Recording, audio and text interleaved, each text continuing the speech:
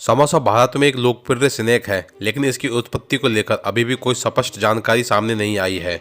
लेकिन अधिकांश इतिहासकारों का मानना है कि समोसा ईरान या मध्य पूर्वी व्यापारियों द्वारा भारत लाया गया था। ऐसी ही एक डिश ईरान में पाई जाती थी। फारसी में इसका नाम संभूसक था, जो भारत आते आते समोसा हो गया। बिहार और पश्चिम बंगाल में समोसा को सिंगाड़ा कहा जाता है। समोसे का जिक्र पहली बार 11वीं सदी के इतिहासकार अबुल फल बैहाकी के लेख में मिलता है, जिसमें उन्होंने गजनवी के दरबार में नमकीन चीज का जिक्र किया था, जिसमें कीमा और मावे भरे होते थे। हालांकि कुछ इतिहासकार का कहना था कि समोसे का आविष्कार भारत के उत्तरी क्षेत्र में हुआ था। समोसे के जिस स्वाद में हम आज मजे लेते हैं, वह सैकड़ों साल पहले ऐसा नहीं था। ऐसा माना जाता था कि समोसे की उत्पत्ति मध्य एशिया में हुई थी, जहां इसे संसा के नाम से जाना जाता था। मध्यकालीन युग के दौरान जब सिल्क रूट से जरिए भारत उपमहाद्वीप में व्यापारी आए, तो सबसे पहले समोसे से परिचय हुआ। ऐसा माना जाता है कि पहले समोसा तिकोना नहीं होता था और ना ही इसमें आलू का उपयोग होता था। तब समोसे में मीट और मेवे का इस्तेमाल ज्यादा किया जाता था और भारत आते आते इसने एक नया रूप ले लिया, जिसे आज हम तिकोने के आकार में देखते हैं हर किसी ढाबे और रेस्टोरेंट में। यहाँ समोसे को तिकोने बनाकर उसमें पहले आलू की स्टफिंग की जाती है और 16वीं सदी में पुर्तगाली भारत आलू लाए थे और उसके बाद से ही समोसे में आलू डालने जाने लगा और आलू वाले समोसे काफी ज्यादा पसंद आने लगे। आज समोसा भारतीय व्यंजनों की एक अभिन्न हिस्सा बन गया है, जिसका पूरे देश में नाश्ते के रूप में आनंद लिया जाता है। एक अनुमान के मुताबिक भारत में हर रोज 7 करोड़ समोसे खाए जाते हैं और हर रोज अरबों रुपए का कारोबार सिर्फ समोसे के कारण होता है। अब समोसे के बिजनेस से जुड़े कई स्टार्टअप भी शुरू हो गए हैं। साथ ही भारत में बने फ्रोजन समोसे विदेशों में निर्यात किए जाते हैं। हालांकि कुछ इतिहासकार का मानना है कि समोसा का आविष्कार भारत के उत्तरी क्षेत्र में हुआ था और समोसे की उत्पत्ति 10वीं शताब्दी में मध्य पूर्व में हुई थी। मध्य पूर्व के लोग व्यापार और युद्ध के लिए विभिन्न देशों में जाते थे, स्थानीय व्यंजन भी लाते थे। समोसे को भारत और पूरी दुनिया के अलग अलग देशों में अलग अलग नाम से जाना जाता है, जैसे सिंगाड़ा, लुकमी, समोसा और लास्ट में है चमुकस। बिहार में समोसे को सिंगाड़ा के नाम से जाना जाता है।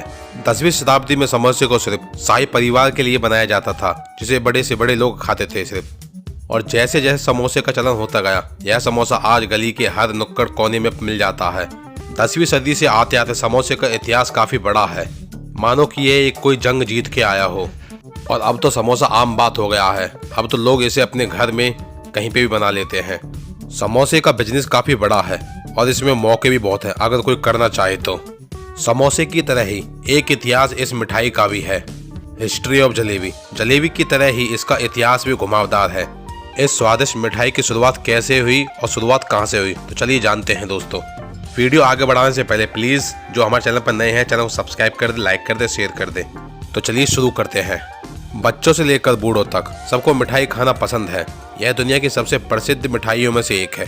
लेकिन क्या आपने कभी सोचा है आखिर भारत में जलेबी कहाँ से आई और इसका इतिहास कितना पुराना है? हम सब की जिंदगी में कई उलझनें हैं, कभी करियर की तो कभी रिश्तों की। लेकिन हर उलझन की एक फिलॉसफी होती है जो हमें उलझन में मीठा का एहसास करवाती है, बिल्कुल जलेबी की तरह उलझी हुई मगर मीठी। जलेबी दुनिया की प्रसिद्ध मिठाइयों में से एक है। इसे भारत की राष्ट्रीय मिठाई का भी दर्जा दिया गया है।